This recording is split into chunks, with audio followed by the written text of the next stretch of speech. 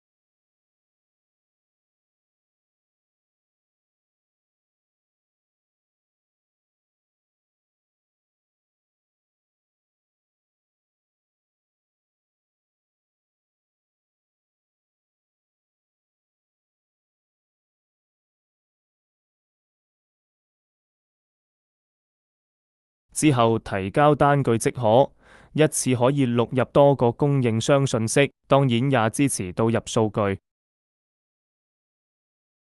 我們可以在供應商信息錄入單查詢頁面查看歷史單據信息。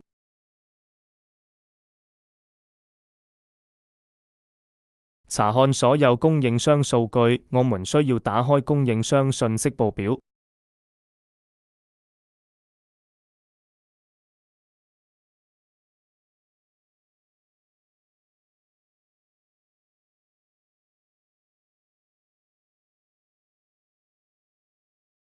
我們可以根據供應商操作刪除或停用。注意，供應商欠餘款不為零的供應商不可以刪除。如果需要修改供應商信息，那麼還需要再次打開供應商信息錄入單頁面，錄入需要修改信息的供應商名稱進行修改資料。